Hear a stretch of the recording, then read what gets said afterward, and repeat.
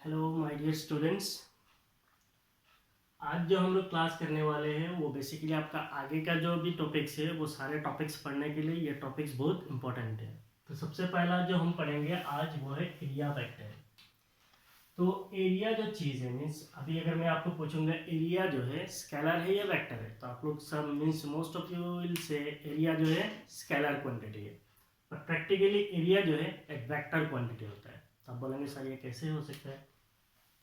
मान लीजिए अगर मैं कंसीडर करता हूँ कि यहाँ पे कोई एक्स एक्सिस है, से ये आपका एक्स एक्सिस है, इधर आपका वाई एक्सिस है और इधर आपका जेड एक्सिस है।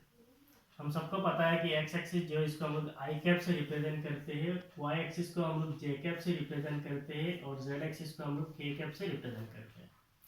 मान लीजिए अगर मैं यहाँ पे कोई एक स्क्वायर को कंसीडर करता हूँ, ये एक स्क्वायर है, इसका जो साइड्स है वो है ए बी सी डी, ये आपका स्क्वायर है। इसका जो साइड का लेंथ है मान लीजिए ये ए है, ये भी ए है, ये भी ए है, ये आपका ए है। तो अगर मैं आपको पूछूंगा इसका एरिया कितना होगा तो ये सब लोग बोलेंगे सर ये तो हमें आता है, what is the area, area is a square. Square है तो इसका एरिया क्या होगा ए स्क्वायर। लेकिन हमें पढ़ना है एरिया वेक्टर। एरिया जो है ये एक्चुअली एक वेक्टर है। ये वेक्टर कैसे है अगर मैं बोलता हूँ area vector, if I say area vector, then area vector को हम लोग ऐसे रिप्रेजेंट कर सकते हैं ए वेक्टर। अगर आप देखेंगे एरिया को निकालना है तो आपने कैसे निकालना है, product of this side and this side, तो इसको हम लोग लिख सकते हैं it is A B cross B C. A B cross B C, इनके बीच में एंगल कितना है, इनके बीच में एंगल है 90 डिग्री। और आपको पता है ए बी जो है ये एक वेक्टर है, बी सी जो है ये भी एक वेक्टर है। और दो वेक्टर का अगर हम लोग क्रॉस प्रोडक्ट करते हैं तो हमें क्या मिलता है, दो वेक्टर का क्रॉस प्रोडक्ट करने से हमें एक वेक्टर मिलता है। तो इसका मतलब अगर मैं बोलूँगा ए बी जो है इसका मैग्नीट्यूड कितना है, ए बी का मैग्नीट्यूड ए है, बी सी जो है इसका मैग्नीट्यूड कितना है, इसका भी मैग्नीट्यूड ए है, इसका मतलब ए इंटू ए है। इसका मैग्नीट्यूड हम लोग कैसे निकालते हैं, अगर हमारे पास दो वेक्टर है, मान लीजिए एक है वेक्टर ए वेक्टर, दूसरा है वेक्टर बी वेक्टर, इनके बीच में एंगल अगर थीटा है तो इससे एक वेक्टर आता है, मान लीजिए वो है सी वेक्टर, तो उससे आपको क्या मिलता है, C vector is A cross B. और ये जो वेक्टर आता है सी वेक्टर, इसका जो मैग्नीट्यूड आता है वो कितना आता है, ए बी साइन थीटा। तो इसका मतलब ये जो मेरा ए वेक्टर है इसका अगर मैं मैग्नीट्यूड निकालूंगा, what will be the magnitude, it is a sine 90 degree. A B B C इनके बीच में एंगल कितना है 90 है, तो इसको हम लिख सकते हैं ए साइन 90। साइन 90 का वैल्यू सबको पता है, इट इज 1 है। तो इसका मतलब ये जो एरिया वेक्टर है इसका जो मैग्नीट्यूड है that magnitude is a square only. इधर देखिए, अगर मैं इस ए वेक्टर को मैग्नीट्यूड मींस डायरेक्शन के साथ लिखूंगा तब क्या होगा। ए वेक्टर को अगर मैं एरिया वेक्टर को ऐसे लिखूंगा तो हमें क्या मिलेगा, ए स्क्वायर, और इसका डायरेक्शन क्या होगा। तो यहाँ पे हम लोगों ने कंसीडर किया है ये आपका एक्स एक्सिस है, ये आपका वाई एक्सिस है, ये आपका जेड एक्सिस है। आपने जो स्क्वायर रखा है वो कौन सा किधर रखा है, एक्स और वाई पे, तो एक्स और वाई प्लेन में आपने स्क्वायर को रखा है। तो इसका जो एरिया वेक्टर होगा इसका डायरेक्शन किधर होगा, इसका डायरेक्शन इधर होगा। आपको पता है दो वेक्टर का क्रॉस प्रोडक्ट करने से राइट हैंड स्क्रू रूल से आप लोग कैसे निकालते हैं, दो वेक्टर है अगर इसका मींस इधर रोटेट करता है तो रिजल्टेंट किधर जाता है, इधर। इसका मतलब ए बी और बी सी जो है इसका परपेंडिकुलरली आएगा। तो ए बी मेरा कौन सा डायरेक्शन में, एक्स डायरेक्शन में, बी सी कौन सा वाई डायरेक्शन में, तो इसका एरिया वेक्टर किधर आएगा, इधर। तो इधर कौन सा डायरेक्शन है, इधर आपका के डायरेक्शन है, तो इसको हम लोग क्या लिख सकते हैं, ए स्क्वायर के कैप। और इसको हम लोग लिख सकते हैं area vector A vector is A square minus के कैप भी लिख सकते हैं। माइनस के कैप कैसे लिख सकते हैं, अगर इसका डायरेक्शन इधर आएगा तो के कैप, उधर जाएगा तो माइनस के कैप। ये जो एरिया वेक्टर है ये बेसिकली हम लोग 2D सरफेसेस के लिए अभी पढ़ रहे हैं, 2D सरफेसेस के लिए। अगर हम लोग कंसिडर करते हैं, मान लीजिए ये आपका एक्स एक्सिस है, इधर आपका वाई एक्सिस है और इधर आपका जेड एक्सिस है। यहाँ पे अगर हम लोग कोई एक रेक्टेंगल रख लेते हैं, ये कोई एक रेक्टेंगल है, इस रेक्टेंगल को यहाँ पे अगर रखते हैं और इसका लेंथ मान लीजिए एल है, ब्रेथ बी है, और इसका साइड मान लीजिए ए बी सी डी, तो इधर आपका एक्स एक्सिस है ये वाई एक्सिस है, ये आपका जेड एक्सिस है। इसका अगर आप एरिया निकालेंगे, what will be it's area, area तो सब लोग बोलेंगे sir area is length into breadth. अगर आप इसका एरिया वेक्टर निकालेंगे तो एरिया वेक्टर कितना होगा, लेंथ इनटू ब्रेथ। लेंथ किधर है, इधर है, मींस अलोंग एक्स एक्सिस है। ब्रेथ किधर है, breadth is along Z. Length किधर है, अलोंग एक्स एक्सिस। ब्रेथ किधर है, अलोंग जेड है। तो इसका एरिया वेक्टर किधर होगा, area vector is always perpendicular to the plane containing the surface. Surface किधर है, इधर है, तो इसका परपेंडिकुलर होगा। इसका मतलब एक्स जेड प्लेन में आपका सरफेस है, एक्स जेड प्लेन में सरफेस है, तो इसका परपेंडिकुलर कौन सा होगा, वाई डायरेक्शन। इसका मतलब एरिया वेक्टर किधर आएगा, अलोंग जैकब। और आपका जो एरिया वेक्टर है वो किधर आएगा, अलोंग जैकब, और it is minus Jacob. Clear है। सो ये हो गया आपका एरिया वेक्टर का कॉन्सेप्ट।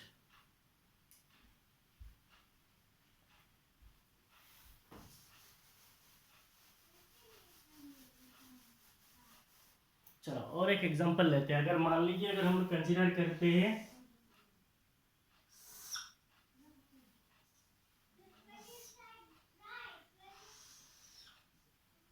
ये, मान लो आपका x डायरेक्शन है, ये आपका y डायरेक्शन है, ये आपका z डायरेक्शन है।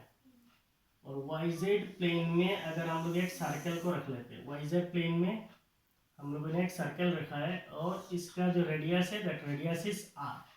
तो अभी हमारा अगर हम लोग ऐसा कंसीडर करेंगे, ये हमारा x है, ये z है और ये y है।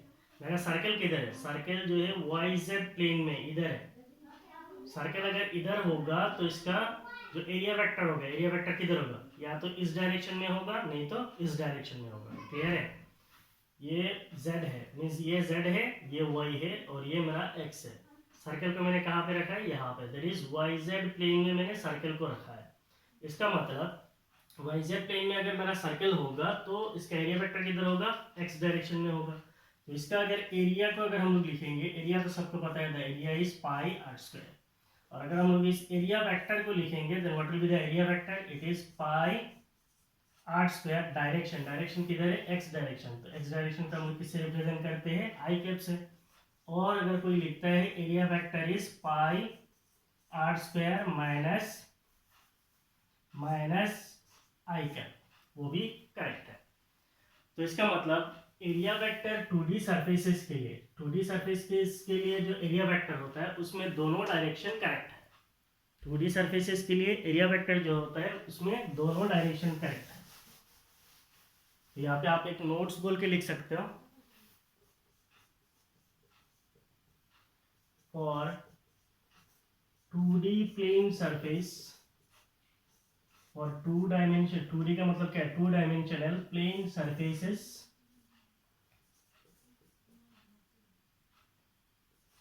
both direction for area vector is correct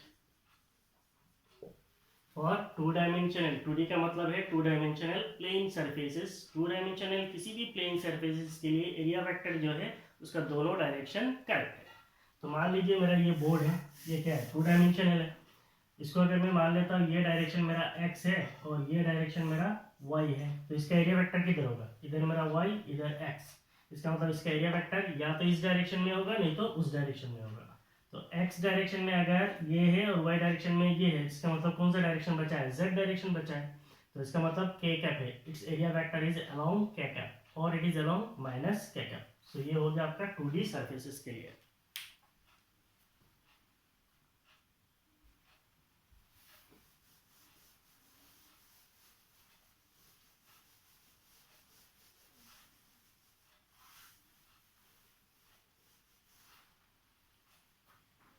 अभी हम लोग एरिया वेक्टर जो है 3 डायमेंशनल सरफेस के लिए देखेंगे, 3 dimensional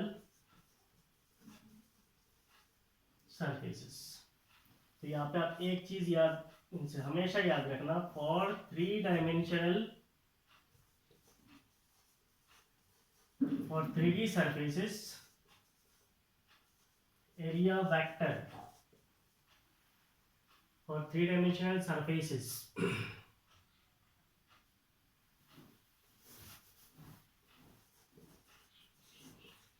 outward normal outward normal is always considered as area vector. Outward normal is always considered as area vector.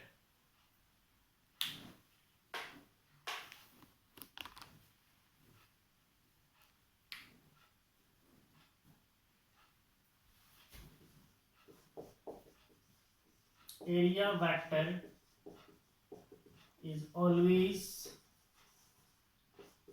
perpendicular to the plane containing area.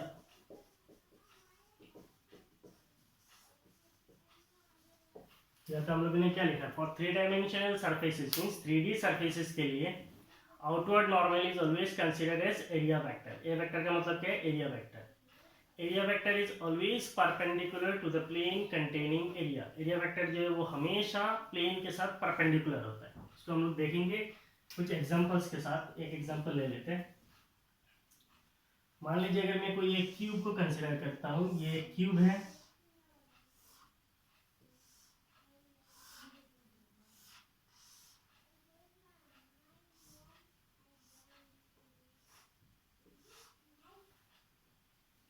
और इसका मैं ये साइड इस फेस को कंसीडर कर रहा हूँ. तो इसका टोटल 6 फेस है. इस फेस में अगर मैं एरिया वेक्टर बोलूंगा तो एरिया वेक्टर कैसे हो सकता है, तो इधर से अगर मैं एरिया वेक्टर बोलूंगा तो ये पॉइंट है. Area vector is always perpendicular. Area vector is always perpendicular to the plane. तो इस प्लेन के साथ कैसा होगा, परपेंडिकुलर होगा. ये मेरा प्लेन है, इसके परपेंडिकुलर होगा कंटेनिंग द एरिया. तो ये मेरा प्लेन है, यहाँ पे मेरा एरिया है, तो ये मेरा एरिया है. तो एरिया वेक्टर किधर होगा, area vector is always perpendicular to the plane containing area.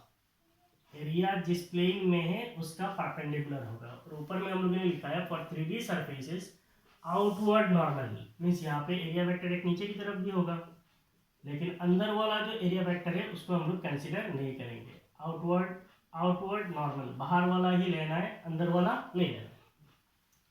अगर हम लोग बोलते हैं मान लीजिए ये सरफेस के लिए, तो इस सरफेस के लिए अगर मैं बोलता हूँ एरिया वेक्टर, मान लीजिए ये आपका एरिया वेक्टर है. एरिया वेक्टर कैसे, ये मेरा सरफेस है, एज्यूम कीजिए ये मेरा सरफेस है. ऐसा अगर सरफेस होगा तो एरिया वेक्टर कैसा होगा, ऐसा होगा. So this will be the area vector. तो इसका अंदर वाला नहीं लेना है, हमेशा बाहर वाला लेना है. सो 3 डायमेंशनल सरफेसेस के लिए एरिया वेक्टर जो है हमेशा आउटवर्ड नॉर्मल लेना है, बाहर वाला लेना है, अंदर वाला नहीं लेना है. मान लीजिए एक दूसरा एग्जांपल हम लोग लेते हैं. कोई एक सिलेंडर है, मान लीजिए ये एक सिलेंडर है. इस सिलेंडर का कितना एरिया होगा, एक सरफेस इधर है मींस अगर हम लोग सिलेंडर कंसीडर करेंगे, ऐसा कोई सिलेंडर है तो इसका एक ऊपर का सरफेस है, एक नीचे का सरफेस है, और एक सरफेस है. कौन सा है, कर्व्ड सिलिंड्रिकल सरफेस. तो इसको कहा जाता है एंड फेस, इसको कहा जाता है एंड फेस. और ये जो राउंड वाला होगा इसको हम लोग बोलते हैं कर्व्ड सिलिंड्रिकल सरफेस. ना इस सरफेस में अगर मैं एरिया वेक्टर ड्रॉ करूंगा तो एरिया वेक्टर कैसे होगा, मान लीजिए ऐसा सिलेंडर है तो area vector is always perpendicular to the surface. तो इस पॉइंट से कैसा होगा, आउटवर्ड बाहर की तरफ. इसको हम लोग बोलेंगे एरिया वेक्टर. अगर मैं इस सरफेस की बात करता हूँ नीचे वाला, तो इसका एरिया वेक्टर किधर होगा, इसका एरिया वेक्टर हमेशा आउटवर्ड नॉर्मल बाहर वाला कंसीडर करेंगे. So this will be the area vector. Curved cylindrical surface अगर ऐसा कंसीडर करेंगे तो इस पॉइंट पे अगर हम लोग बोलेंगे तो इस पॉइंट पे कैसा होगा, area vector is outward. So this always area vector is always perpendicular to the surface. Area vector हमेशा क्या होता है, सरफेस के साथ परपेंडिकुलर होता है. क्लियर. चलो और एक एग्जांपल लेते हैं. मान लीजिए हमारे पास अगर कोई स्फीयर है, कोई एक स्फेरिकल ऑब्जेक्ट है. ये कोई एक स्फेरिकल ऑब्जेक्ट है, ये सर्कल नहीं है, स्फीयर है, 3 डायमेंशनल स्फीयर है. इस पे अगर हम लोग एरिया वेक्टर ड्रॉ करेंगे किसी पॉइंट पे, मान लीजिए तो किसी एक पॉइंट पे, तो इसका सेंटर कहाँ पे होगा, यहाँ पे.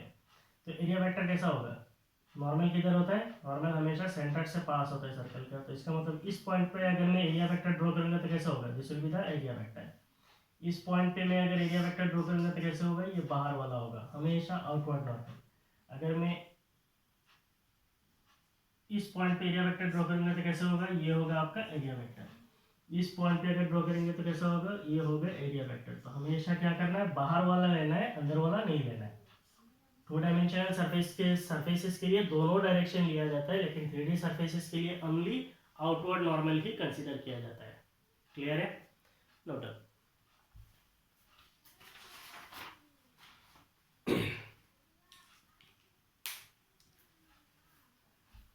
तो इसके बाद हम लोग और एक टॉपिक पढ़ेंगे, वो बहुत इंपॉर्टेंट है आपका गॉस थ्योरम पढ़ने के लिए। और आप लोगों ने ये टॉपिक सुना भी होगा।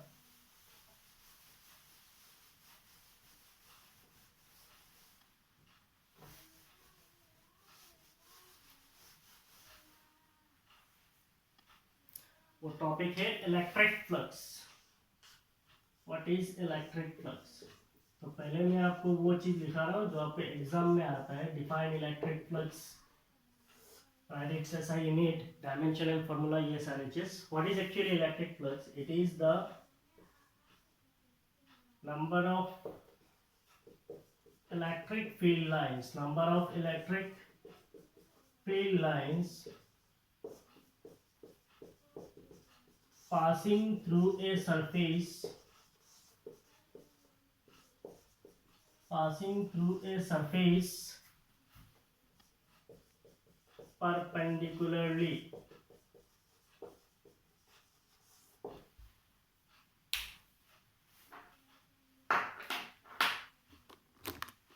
So what is electric flux? It is the number of electric field lines. It is the number of electric field lines passing through a surface perpendicularly. We call it as electric flux. तो आगे मैं आपको समझाऊंगा actually electric flux क्या होता है। Now, if you define it mathematically, how to define it mathematically? So अगर हम लोग बोलते हैं इलेक्ट्रिक फ्लक्स जो है इसका सिंबल होता है फाई, और इसका नीचे में लिखते हैं ई। आगे आपको मैग्नेटिक फ्लक्स मिलेगा, वहाँ पे फाई सफिक्स पे बी लिखते हैं। तो अभी फाई सफिक्स ई लिख रहे हैं, इसका मतलब ये इलेक्ट्रिक फ्लक्स है।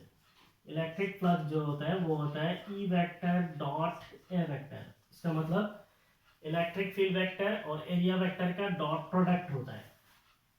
सो अगर इसका हम लोग मैग्नीट्यूड बोलेंगे तो आपको पता है डॉट प्रोडक्ट का मैग्नीट्यूड कैसे आता है। डॉट प्रोडक्ट का मैग्नीट्यूड आता है कॉस थीटा से। सो ई ए कॉस थीटा। ये जो आपका ई वेक्टर है इसको हम लोग बोलते हैं, ई वेक्टर का मतलब क्या है? It is electric field vector है। E vector is electric field vector है। और ए वेक्टर क्या है? ए वेक्टर है आपका एरिया वेक्टर। और यहाँ पे जो थीटा है, what is this theta? It is the angle between electric field vector and area vector. Angle between electric field vector and area vector. तो अगर मैं बोलूंगा फ्लक्स जो है ये स्केलर है या वेक्टर है? It is a scalar quantity. ये स्केलर क्वांटिटी क्यों है? Flux is a scalar quantity. क्यों है? क्योंकि ये एक नंबर है। फ्लक्स से आपको कुछ नहीं मिलेगा, एक नंबर मिलेगा। तो इसका मतलब क्या है? ये एक स्केलर क्वांटिटी है, इसका कोई डायरेक्शन नहीं है। सो इलेक्ट्रिक फ्लक्स, इधर देखिए हम लोगों ने पे वेक्टर डाला है, नहीं डाला है। फ्लक्स इज स्केलर क्वांटिटी है। सो इसीलिए फ्लक्स जो है एक स्केलर क्वांटिटी है। What will be it's SI unit? इसका एसआई यूनिट क्या होगा? एसआई यूनिट कहाँ से निकलेंगे? आपका ई ए है। ई का मतलब इलेक्ट्रिक फील्ड। इलेक्ट्रिक फील्ड का मतलब क्या है? Force per unit charge into area. Force आपको पता है, व्हाट इज फोर्स? इसका एसआई यूनिट न्यूटन है, चार्ज क्या है? कूलम है, एरिया क्या है? मीटर स्क्वायर है। तो इसका मतलब SI unit is newton metre square per coulomb. So the SI unit is newton metre square per coulomb. इसका डायमेंशंस क्या होगा? डायमेंशनल फॉर्मूला अगर हम लोग निकालेंगे, then what will be its dimensional formula? तो आपका फोर्स क्या है? फोर्स इज mL/-2 और चार्ज क्यू क्या है? 80 है, एरिया तो इसका मतलब L स्क्वायर है। इसका मतलब ये क्या होगा? The dimensional formula for electric flux is mL/3 T⁻³ A inverse. So the dimensional formula for electric flux is mL/3 T⁻³ A inverse. So ये हो गया आपका इलेक्ट्रिक फ्लक्स।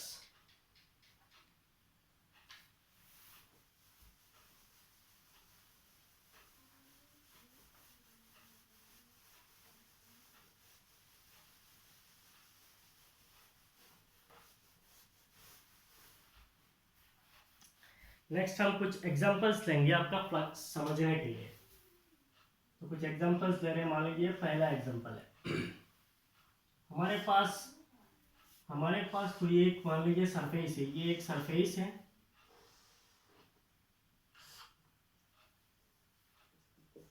इस सरफेस से मैं कुछ इलेक्ट्रिक फील्ड लाइंस गुजर रहा हूँ।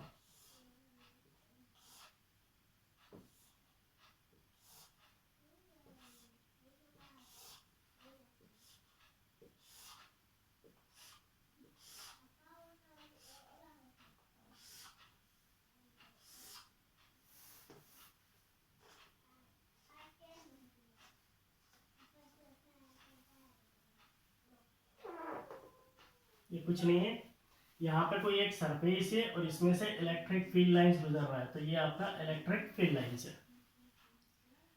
अगर मैं ये सरफेस बोलता हूँ, इस सरफेस पे ये मान लीजिए आपका कोई एक पॉइंट है, तो इस पॉइंट पे अगर मैं एरिया वेक्टर ड्रॉ करूंगा तो कैसा होगा, ये होगा आपका एरिया वेक्टर। इसको थोड़ा इमेजिन कीजिए, नहीं तो आपको प्रॉब्लम हो जाएगा। ये सरफेस कुछ इस तरह है, मान लीजिए ये एक सरफेस है और इस सरफेस का एरिया कैसा है, ये आपका एरिया है। एरिया वेक्टर कैसा होगा, परपेंडिकुलर टू द सरफेस इधर है, ये हो गया आपका एरिया वेक्टर। इलेक्ट्रिक फील्ड कैसे जा रहा है, इलेक्ट्रिक फील्ड ऐसे जा रहा है, ये हो गया इलेक्ट्रिक फील्ड। इलेक्ट्रिक फील्ड ऐसे जा रहा है ना। आपका एरिया वेक्टर इधर है और इलेक्ट्रिक फील्ड वेक्टर भी इधर है। इसका मतलब एरिया वेक्टर और इलेक्ट्रिक फील्ड ये सेम डायरेक्शन में है। इसका मतलब इनके बीच में एंगल कितना है, एंगल थीटा जो है वो 0 डिग्री है। क्लियर है। ये कोई प्लेन है, ऐसे इलेक्ट्रिक फील्ड लाइन जा रहा है। एरिया वेक्टर कैसा है, एरिया वेक्टर ऐसा है। सो ये एरिया वेक्टर और ये इलेक्ट्रिक फील्ड वेक्टर ये सेम डायरेक्शन पे है। तो इससे अगर हम लोग फ्लक्स बोलेंगे, then what will be the electric flux. Electric flux is given as E A cos theta, और यहाँ पे थीटा कितना है, 0 है। इसका मतलब ये मैग्नीट्यूड कितना हो जाएगा, E है। फ्लक्स इज E है ना। आप एक चीज पढ़िए, what is the definition of electric flux. The definition of electric flux is the number of electric field lines passing through a surface normally or perpendicularly। ये मेरा सरफेस है, तो इस सरफेस से कितने इलेक्ट्रिक फील्ड लाइंस गुजर रहा है। तो मान लीजिए 1 2 3 4 5 6, तो कितने गया, तो ऐसे करके 6 फील्ड लाइंस गया। तो जितने फील्ड लाइंस परपेंडिकुलरली पास होता है, सिंपल, कोई एक सरफेस से चीरता हुआ सीधा परपेंडिकुलरली कितना इलेक्ट्रिक फील्ड लाइन जाता है, उसको हम क्या बोलते हैं, फ्लक्स बोलते हैं। तो यहाँ से आप देख के बोले कितने फ्लक्स हैं। ये लाइन प्लेन के सरफेस के बाहर है, तो इसका मतलब ये सरफेस को टच नहीं कर रहा है, ये फ्लक्स में काउंट नहीं होगा। ये आपका सरफेस को टच कर रहा है, ये आपका सरफेस को टच कर रहा है, ये आपका सरफेस को टच कर रहा है, ये सरफेस को टच कर रहा है, ये सरफेस से पास हो रहा है, ये सरफेस से पास हो रहा है। इसका मतलब ये जो 6 फील्ड लाइंस है ये सरफेस के अंदर से गुजर रहा है, इसलिए इनको हम लोग फ्लक्स में काउंट करेंगे। सो what will be the flux, flux is 6। Clear है। 1 2 3 1 2 3 4 5 6 लाइन, ये 6 लाइन जो है सरफेस के अंदर से जा रहा है, इसीलिए इसको हम लोग क्या करेंगे, फ्लक्स में काउंट करेंगे। सो फ्लक्स से आपको क्या मिलता है, जस्ट नंबर मिलता है। Flux is a number. तो ये एक एग्जांपल ये है। मान लीजिए और एक एग्जांपल लेते हैं। ये जो एरिया है उतना ही एरिया का यहाँ पे ड्रॉ कर लेते हैं। सेम एरिया का एक प्लेन ड्रॉ किया।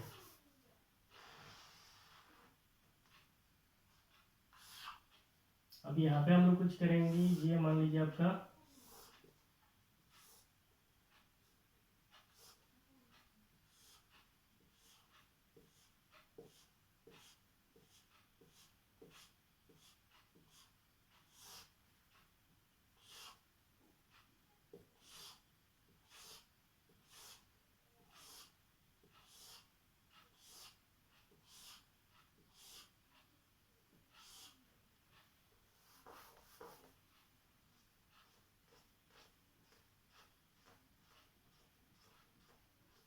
ये दोनों फिगर देख के आपको क्या समझ में आ रहा है, एरिया दोनों का सेम है। मान लीजिए इसका एरिया ए है, तो इसका भी एरिया कितना होना चाहिए, ए होना चाहिए। तो यहाँ पे किसी एक पॉइंट पे अगर हम लोग एरिया वेक्टर ड्रॉ करेंगे, तो area vector is always perpendicular to the surface. तो ये मान लीजिए आपका एरिया वेक्टर है, ये एरिया वेक्टर है। उधर आपका इलेक्ट्रिक फील्ड भी है, तो यहाँ पे इलेक्ट्रिक फील्ड भी उसी डायरेक्शन में है। तो area vector electric field same direction में है। लेकिन इस दोनों फिगर में कुछ अलग है। क्या अलग है, यहाँ पे आपका जो फील्ड लाइन से क्या है, 1 2 3 4 5 6 अंदर से जा रहा था, यहाँ पे कितना जा रहा है, 1 2 3 4 5 6 7 8 9 10 11। सो 11 फील्ड लाइन जो है क्या कर रहा है, सरफेस के अंदर से जा रहा है।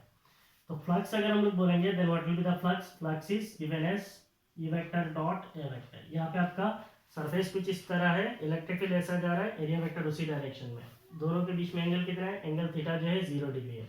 तो इसका मतलब इसका मैग्नीट्यूड कितना होगा, फ्लक्स जो होगा वो होगा ई है। लेकिन अगर हम लोग फ्लक्स को यहाँ पे काउंट कर सकते हैं, तो फ्लक्स कैसे काउंट करेंगे, मुझे हम लोगों को पता है किसी एक सरफेस के अंदर से कितना फील्ड लाइन जाता है उसको हम लोग फ्लक्स बोलते हैं। तो कितना जा रहा है,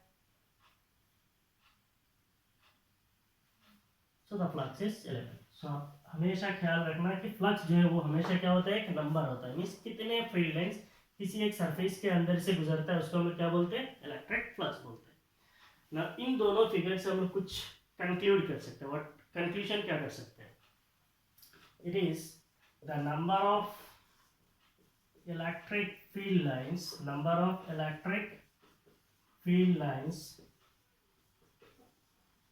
crossing a unit area placed normal to the field at a point defines the number of electric field lines crossing a unit area placed normal to the field at a point defines the magnitude of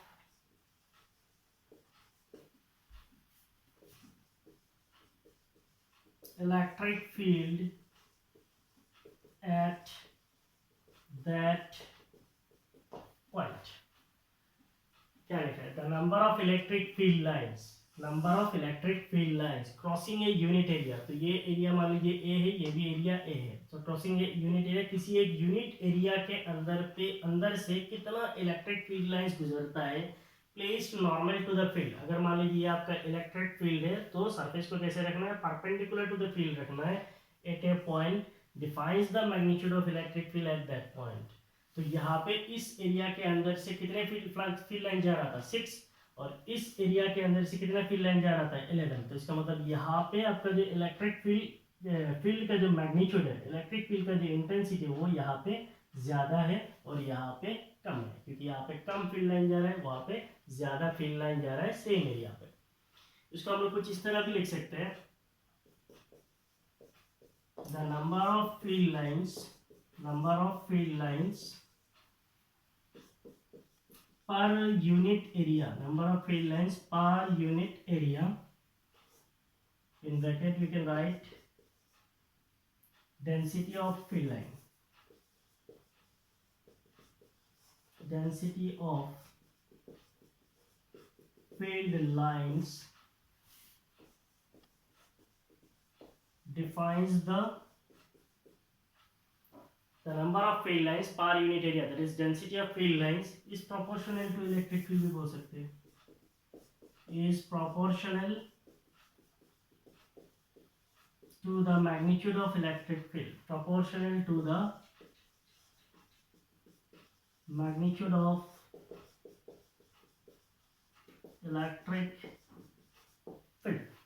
ये दोनों चीज से हम लोगों ने क्या पढ़ा है, मीन्स किसी एक एरिया के अंदर से कितने इलेक्ट्रिक फील्ड लाइंस गुजरता है उससे डिफाइन होता है कि वहां पे इलेक्ट्रिक फील्ड का स्ट्रेंथ कितना होगा।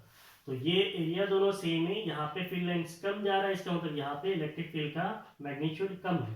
यहाँ पे ज्यादा फील्ड लाइंस गुजर रहा है, इसका मतलब यहाँ पे इलेक्ट्रिक फील्ड का मैग्नीट्यूड ज्यादा है। तो ये हो गया आपका फ्लक्स का कॉन्सेप्ट।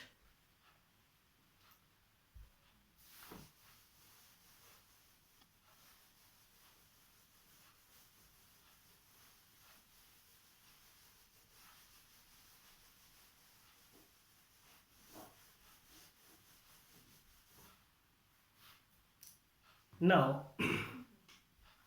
हम लोग और एक एग्जांपल कंसीडर करेंगे, लेकिन इसमें थोड़ा अलग है। मान लीजिए हमारा जो एरिया है प्लेन है, वो पहले के जैसे ही ले लेते हैं। तो ये आपका एरिया है, इसका एरिया वेक्टर कैसा होगा, area vector is always perpendicular to the plane. तो ये हो गया आपका एरिया वेक्टर। अब इलेक्ट्रिक फील्ड को हम लोगों ने पहले कैसे ड्रॉ किया था, जिधर एरिया वेक्टर था उसी डायरेक्शन में हम लोगों ने इलेक्ट्रिक फील्ड को ड्रॉ किया था। लेकिन अभी ऐसा नहीं करेंगे, अभी इसको थोड़ा ऐसा ड्रॉ करते हैं।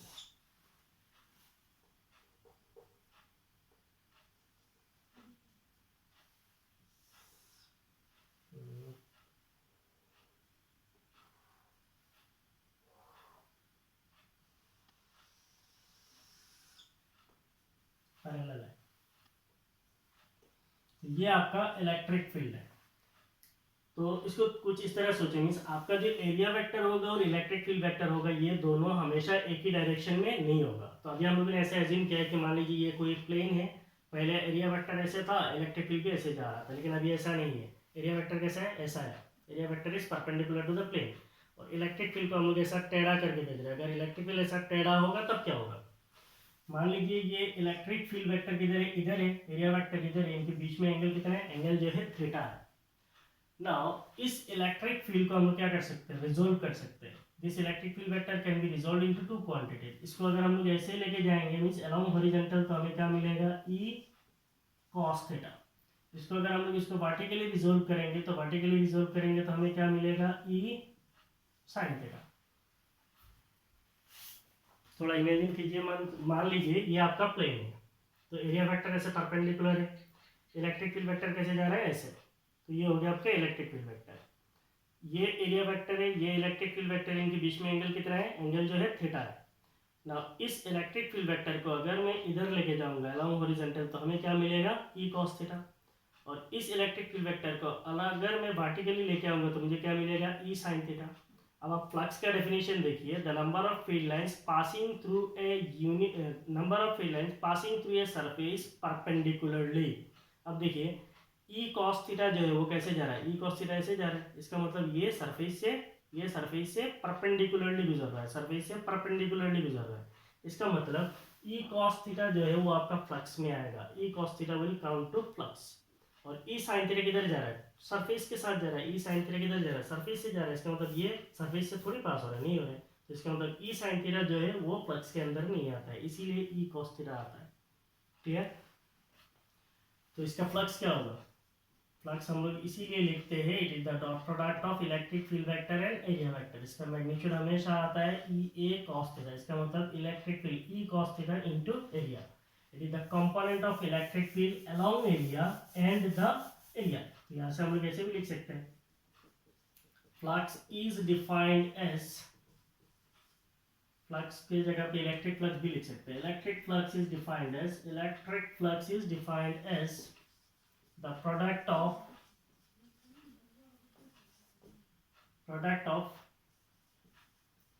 component of electric field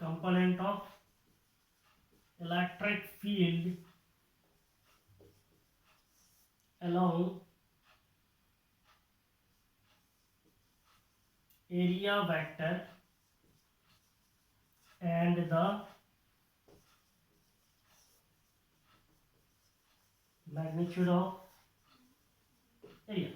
तो ऐसे भी हम लोग डिफाइन कर सकते हैं, electric flux is defined as the product of component of electric field along area vector, component of electric field along area vector and the magnitude of area. Means इस area का जो मैग्नीट्यूड होगा उसको इस component के साथ multiply कर दिए। एरिया वेक्टर का मैग्नीट्यूड ए है, कंपोनेंट क्या है, ई cos थीटा है, सो इसीलिए ई ए cos थीटा है। तो ये हो गया एक एक्सप्लेनेशन। मान लीजिए और एक एग्जांपल हम लोग कंसीडर करते हैं, कोई एक सर्कुलर एरिया है, ये आपका एक सर्कुलर एरिया है, बोलेंगे सर्कल नहीं हुआ है, मान लीजिए सर्कुलर एरिया है। यहाँ पे अगर हम लोग बोलते हैं एरिया वेक्टर, तो एरिया वेक्टर कैसा होगा, मान लीजिए ये कोई circular area of cross section है, सर्कुलर एरिया है, यहाँ पे एरिया वेक्टर कैसा होगा, परपेंडिकुलर टू द सरफेस। तो इस पॉइंट से एरिया वेक्टर कैसा होगा, area vector is always perpendicular to the surface. तो एरिया वेक्टर ये हो गया, this is your area vector. Now electric field vector का मैं कुछ इस तरह रिप्रेजेंट कर रहा हूँ, ये मान लीजिए आपका इलेक्ट्रिक फील्ड है, ये आपका इलेक्ट्रिक फील्ड है। एरिया वेक्टर किधर है, इधर है, इलेक्ट्रिक फील्ड वेक्टर किधर है, इधर है। मान लीजिए इनके बीच में एंगल कितना है, थीटा है।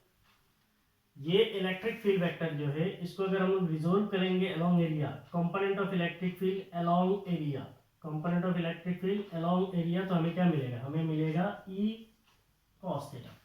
और इसका परपेंडिकुलर कंपोनेंट अगर बोलेंगे तो यहाँ पे हमें क्या मिलेगा, ई sin थीटा। इसका मतलब ये मान लीजिए प्लेन है आपका, ये आपका सर्कुलर प्लेन है, इसका एरिया वेक्टर कैसा है, ये हो गया एरिया वेक्टर, ये हो गया एरिया वेक्टर। इलेक्ट्रिक फील्ड कैसे जा रहा था, ऐसे।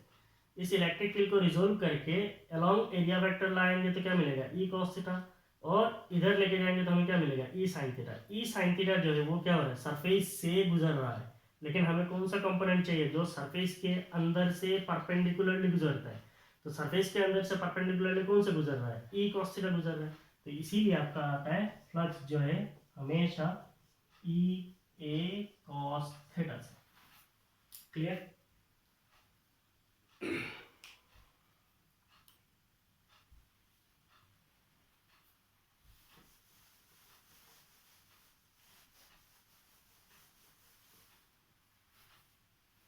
और एक एग्जांपल लेते हैं, मान लीजिए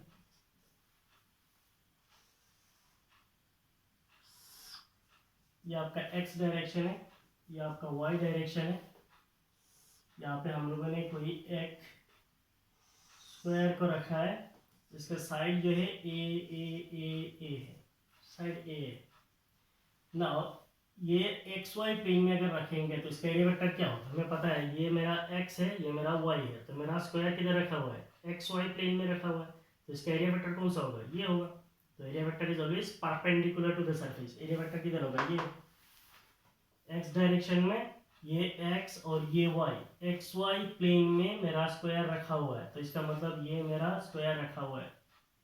इसका एरिया वेक्टर क्या होगा, इस डायरेक्शन में होगा। तो ये डायरेक्शन तो हम लोग इस बोर्ड से नहीं दिखा सकते, तो बेसिकली हम लोग कौन सा दिखाते हैं, z डायरेक्शन। इसका मतलब इसका area vector along z direction है। So the area vector is along z direction. मान लीजिए यहाँ पे जो इलेक्ट्रिक फील्ड है, electric field is along x axis.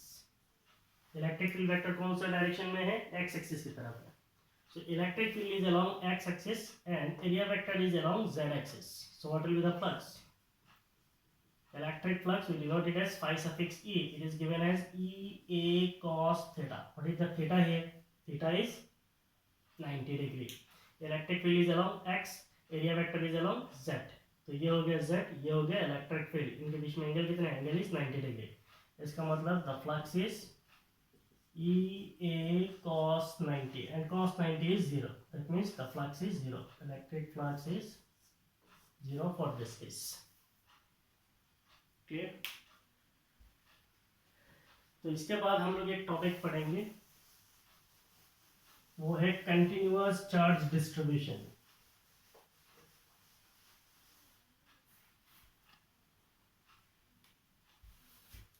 Continuous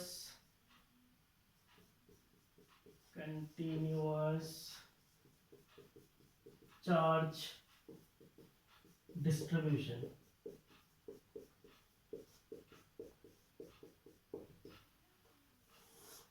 continuous का मतलब क्या होता है, कुछ नहीं है। कंटिन्यूअस हमें पता है, कंटिन्यूअस का मतलब होता है होमोजीनियस या फिर यूनिफॉर्म। कंटिन्यूअस का मतलब और कुछ नहीं है, यूनिफॉर्म है।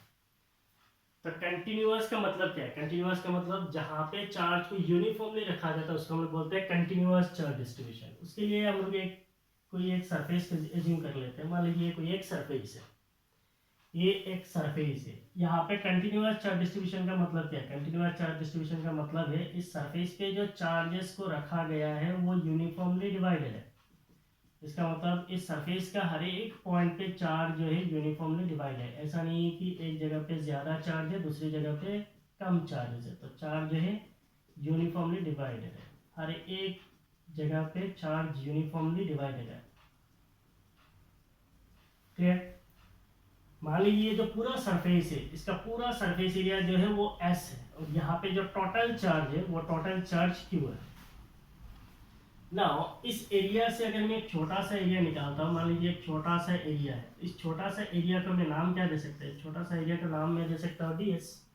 अगर यहाँ पे पूरा सरफेस में चार्ज Q है तो इस छोटा सा सरफेस में चार्ज कितना हो जाएगा, चार्ज हो जाएगा dq। क्लियर है। पूरा एक सरफेस है तो सरफेस का टोटल सरफेस एरिया जो है S है। इस सरफेस पे चार्ज जो है यूनिफॉर्मली डिवाइड है, होमोजेनियस है, यूनिफॉर्म है, कंटिन्यूअस है, उसी को ही बोलते हैं चार्ज एकदम से इक्वली फैला हुआ है। यहाँ पे टोटल चार्ज कितना है, Q है। इसके अंदर से छोटा सा एक एलिमेंट लिया है हम लोगों ने, छोटा सा एक टुकड़ा लिया है, उसका एरिया कितना है, ds। तो अगर टोटल चार्ज Q होगा, उस ds में चार्ज कितना होगा, dq। यहाँ से अगर हम लोग बोलते हैं, मान लीजिए यहाँ पे कोई एक पॉइंट है, ये पॉइंट P है। यहाँ पे अगर मैं कोई एक पॉइंट चार्ज रखता हूँ, पॉइंट P में मैंने क्या किया, एक पॉइंट चार्ज को रखा है, that point charge is Q not. तो उस पॉइंट चार्ज Q नॉट पे हम लोग फोर्स निकाल सकते हैं क्या, using Coulomb's law we can find out. मान लीजिए ये मेरा एलिमेंट से लेके ये जो मेरा क्यू नॉट है यहाँ तक का जो डिस्टेंस है, द डिस्टेंस इज, ये डिस्टेंस जो है आर है मेरा डी क्यू से, ये जो मेरा एलिमेंट है, एलिमेंट से लेकर पॉइंट चार्ज तक का डिस्टेंस मेरा क्या है, आर है। तो यहाँ पे जो फोर्स लगेगा वो फोर्स कैसे लगेगा, एक छोटा एलिमेंट लिया डी एस, तो उस छोटा एलिमेंट के लिए जो फोर्स होगा वो क्या होगा, डी एफ वेक्टर ना। आप यहाँ पे सोच रहे होंगे ये डी एस क्या है, एक्चुअली डी एस क्या है, D S we call it as area element, इसको हम क्या बोलते हैं, एरिया एलिमेंट बोलते हैं, छोटा सा एरिया का एक टुकड़ा है। सो at macroscopic level, at macroscopic level ds is very small, at macroscopic level ds is very small। अगर हम लोग इसको बोलेंगे that is ds tends to 0, means अगर हम लोग इस पूरा सरफेस के हिसाब से ds को देखेंगे तो ds जो अप्रोक्सीमेटली 0 है, बिल्कुल ना के बराबर है, but it contributes a large number of electrons, it contributes a large number of electrons। तो आप बोलेंगे सर ये चीज इतना छोटा है लेकिन ये इतना ज्यादा इलेक्ट्रॉन कहाँ से देता है, तो डीएस को हम क्या बोलते हैं, एरिया एलिमेंट बोलते हैं। मीन्स एरिया का एक छोटा सा टुकड़ा है और उस डीएस को एट मैक्रोस्कोपिक लेवल, मीन्स इसके साइज के हिसाब से कंपेयर करेंगे तो ये डीएस जो है बहुत छोटा है, मीन्स ये एकदम छोटा है, पॉइंट है, but it contributes a large number of electrons. कैसे हो सकता है, मान लीजिए इतना बड़ा एक साइज है, वहां से एक छोटा पॉइंट साइज का भी अगर लेंगे तो उस पॉइंट साइज में कितना एटम्स होगा, एक एक एटम में कितना इलेक्ट्रॉन्स होता है, तो पॉइंट के अंदर कितना एटम होगा और उसके अंदर कितना इलेक्ट्रॉन्स होगा। तो इसीलिए कहा जाता है मैक्रोस्कोपिक लेवल में डीएस जो है वो बहुत छोटा है, वेरी स्मॉल है, but it contributes a large number of electrons, लेकिन ये बहुत ज्यादा इलेक्ट्रॉन कंट्रीब्यूट करता है। तो इसीलिए ये जो डीएस है इट इज अप्रॉक्सीमेटली 0 साइज का है। तो हमने कंसीडर किया ये जो ds है, तो इस ds का जो चार्ज होगा dq होगा, उसको भी हम लोग पॉइंट चार्ज कंसीडर कर सकते हैं, क्योंकि कूलम्ब्स लॉ जो है वो पॉइंट चार्ज के लिए ही वैलिड है, इस पूरा सर्फेस में नहीं लगा सकते, तो एक पॉइंट के ऊपर लगा सकते हैं। तो इसीलिए छोटा एलिमेंट लिया ds, उसका जो चार्ज है वो है dq। यहाँ पे कोई एक पॉइंट लिया है, वो पॉइंट है p, वहाँ पे एक पॉइंट चार्ज रखा है q नॉट।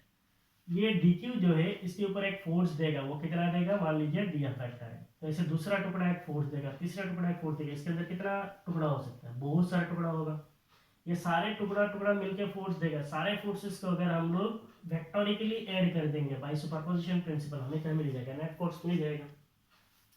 तो इसको हम लोग बोल सकते हैं the force on point charge, the force on point charge, that point charge is q naught due to charge,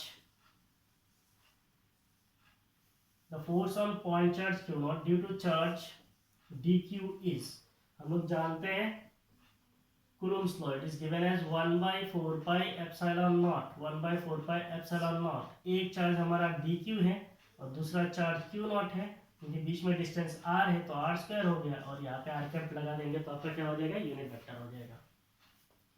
So we can now use by superposition principle, by superposition principle, by superposition principle,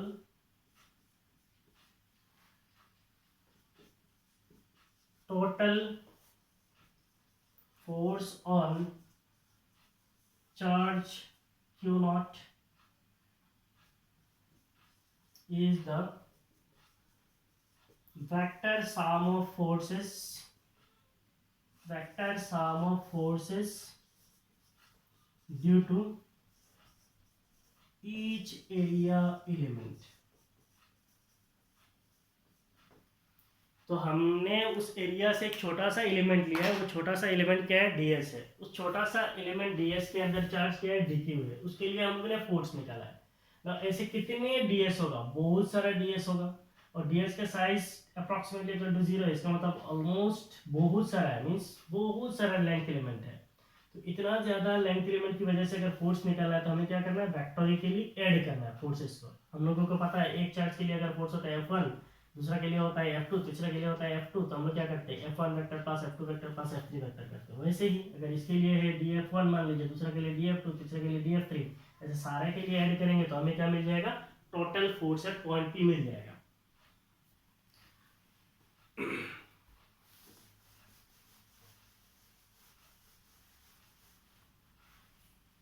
So by superposition principle, total force on charge Q naught is the vector sum of forces due to each area element. हर एक छोटा छोटा element जो है उनके लिए जो force होगा उनको वेक्टर के लिए ऐड करने से हमें क्या मिलेगा, टोटल फोर्स मिलेगा. So what will be the total force? Total force is, we are putting integration of df vector. जो आपका df आएगा उसको इंटीग्रेट कर दीजिए, आपको मिल जाएगा. तो इसको हम लोग लिख सकते हैं, what is df vector? It is 1/4 pi epsilon naught. एक चार्ज है dq, दूसरा चार्ज है q naught divided by distance square और यहाँ पे unit vector. So we can write the total force as q naught divided by 4 pi epsilon naught integration, इधर आपका हो जाएगा dq divided by r square, इधर डाल दीजिए r का. ये हो गया total force due to a total force on a point charge due to continuous charge distribution. means continuous charge distribution से हम लोगों ने total force निकाला है. तो ये टॉपिक जो है बेसिकली आपके एग्जाम में नहीं आता है, ऐसे आपको एप्लीकेशन दिखाया, कंटिन्यूअस चार्ज डिस्ट्रीब्यूशन का समझाया. कंटिन्यूअस चार्ज डिस्ट्रीब्यूशन से किसी एक एलिमेंट लेके फोर्स निकाल के टोटल सरफेस के लिए कैसे फोर्स निकालते हैं उसका एक एग्जाम्पल है. तो उसके बाद जो हमारा टॉपिक है वो है types of continuous charge distribution.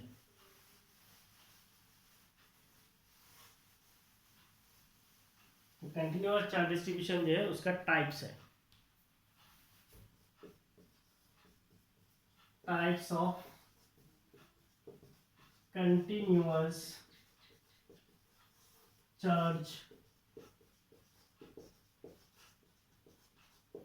distribution.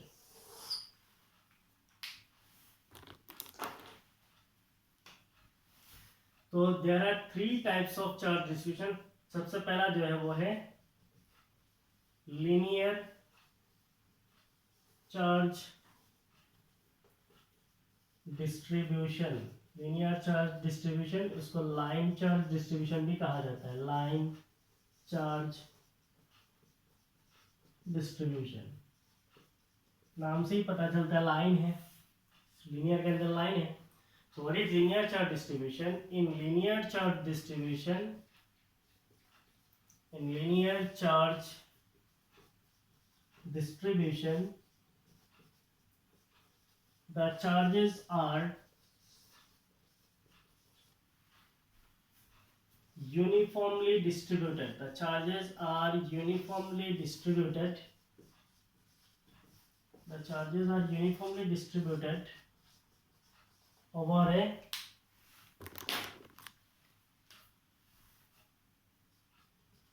line or one-dimensional curve.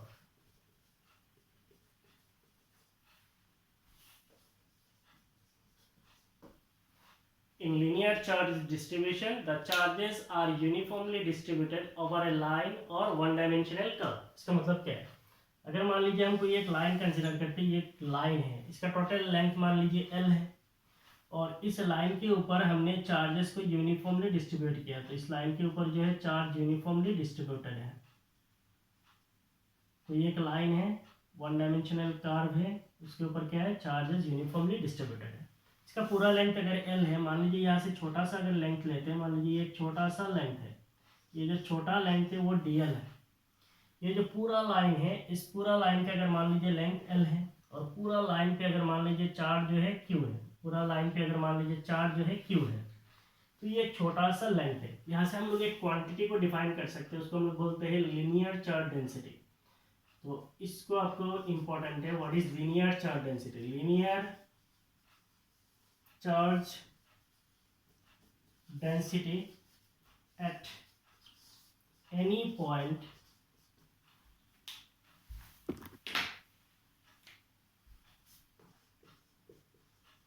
on the line. Linear charge density at any point on the line is defined as the charge per unit length. Linear charge density at any point on the line is defined as the charge per unit length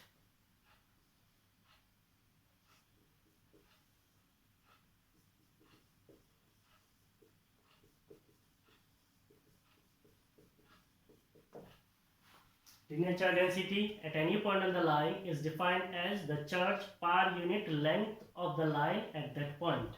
means ये जो मेरा line है, इस line के ऊपर मैंने charges को uniformly distribute किया है।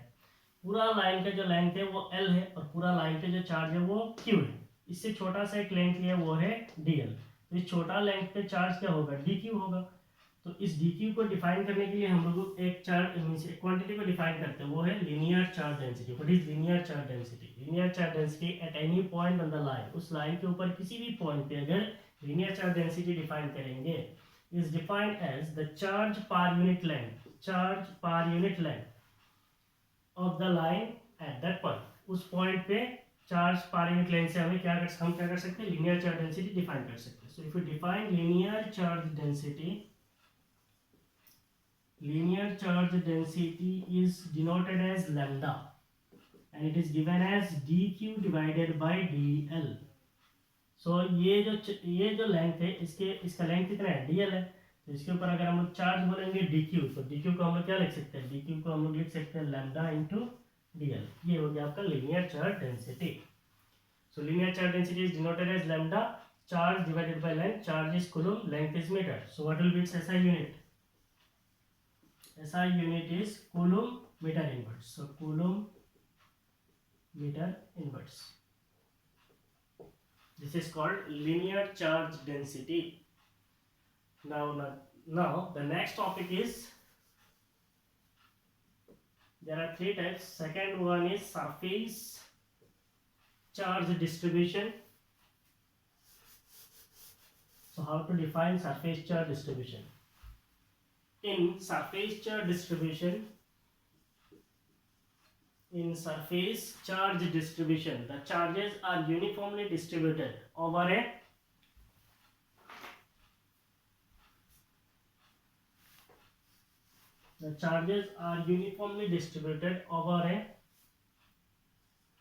two-dimensional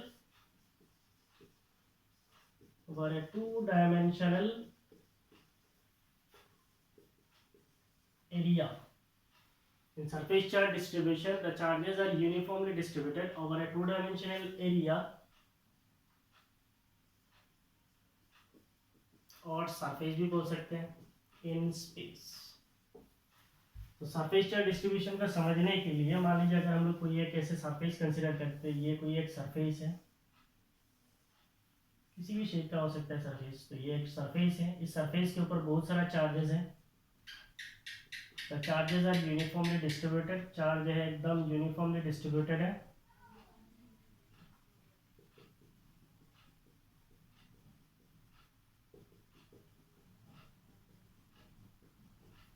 इस पूरा सरफेस जो इसका सरफेस अगर S है, मान लीजिए टोटल चार्ज जो है वो Q है।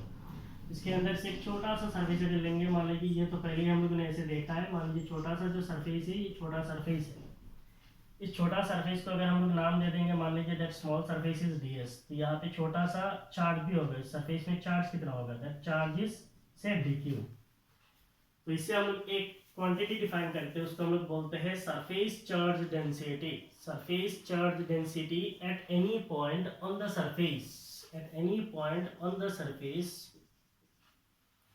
Is defined as the charge per unit length. नहीं होगा तब क्या होगा, charge per unit area, charge per unit area of the surface at that point, of the surface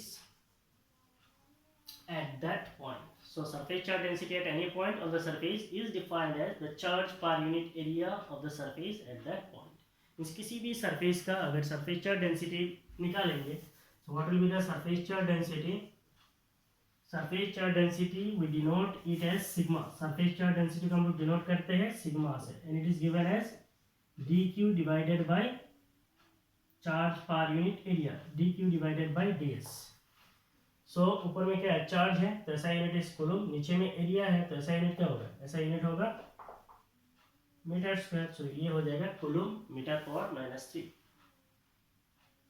coulomb metre power -2, क्योंकि एरिया है मीटर स्क्वायर होगा तो c m power -2 है। So this is your surface charge density. Next है volume charge distribution. Volume charge distribution, तो in volume charge distribution. In volume charge distribution, the charges are uniformly distributed over a two dimensional नहीं होगा, क्या होगा, three dimensional, over A three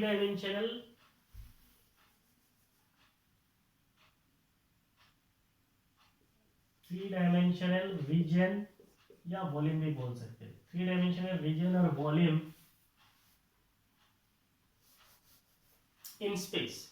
In volume charge distribution, the charges are uniformly distributed over a three-dimensional region or volume in space.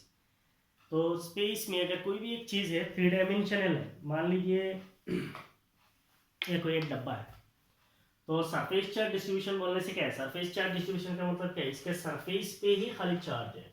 और अगर volume charge distribution बोलेंगे तब इसका मतलब क्या है, इसका सरफेस पे भी है और इसके पूरे अंदर पे हर एक जगह पे क्या है, चार्जेस यूनिफॉर्मली डिस्ट्रीब्यूटेड, तो इसको हम बोलते हैं volume charge distribution. Now if you define volume charge density, so how to define volume charge density? Volume charge density at any point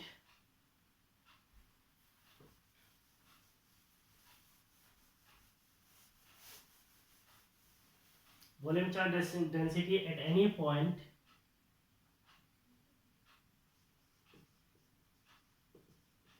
contained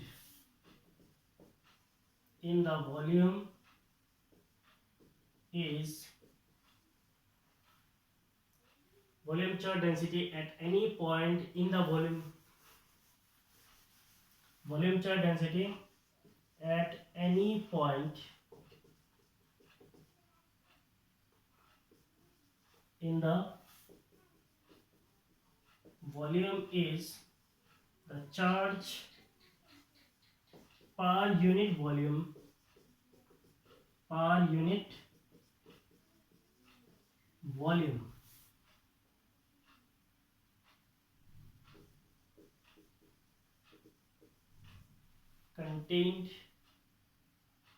Volume charge density at any point in the volume is the charge per unit volume contained. तो इसका definition एक बार देख लेते हैं।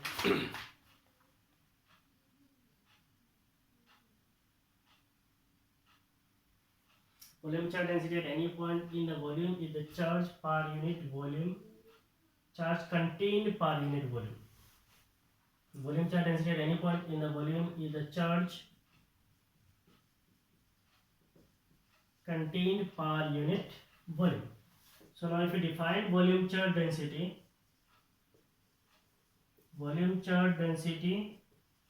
we denote it as rho, so it is the charge per unit volume. तो मान लीजिए कोई भी एक सरफेस, कोई भी एक वॉल्यूम है, मान लीजिए ये कोई एक ऑब्जेक्ट है और इसके हर एक एकदम सरफेस से लेके अंदर तक हर एक जगह पे चार्जेस जो है यूनिफॉर्मली डिस्ट्रीब्यूटेड है। कोई भी वॉल्यूम हो सकता है, किसी भी शेप का हो सकता है। यहाँ पे चार्जेस, एक कंडीशन है कि चार्ज है इसके अंदर बाहर हर जगह पे यूनिफॉर्मली डिस्ट्रीब्यूटेड है। यहाँ से अगर हम लोग इसका मान लीजिए टोटल वॉल्यूम जो है V है और टोटल चार्ज जो है Q है, इससे अगर हम लोग एक छोटा सा वॉल्यूम निकालेंगे, मान लीजिए एक छोटा सा वॉल्यूम है, ये छोटा सा जो वॉल्यूम होगा दैट वॉल्यूम इज dV। और ये जो छोटा वॉल्यूम है यहाँ पे कुछ चार्ज होगा, मान लीजिए वो चार्ज जो है, छोटा जो वॉल्यूम होगा उसका जो चार्ज है मान लीजिए वो है dQ। So what will be that dQ? It is rho dV। कैसे है? dQ is rho into dV। तो अगर हम लोग इसका SI यूनिट लिखेंगे, what will be its SI unit? SI unit is rho, dQ क्या है? चार्ज है, तो इसका मतलब इसका SI यूनिट कूलम है। नीचे क्या वॉल्यूम है, SI यूनिट मीटर क्यूब है, सो कूलम मीटर पावर -3। तो ये हो गया आपका कंटिन्यूअस चार्ज डिस्ट्रीब्यूशन। तो ये टॉपिक्स आप अच्छी तरीके से पढ़ेंगे तो इसके आगे का जो टॉपिक है दैट इज गॉस लॉ, उसको आपको पढ़ने में मजा आएगा। Thank you.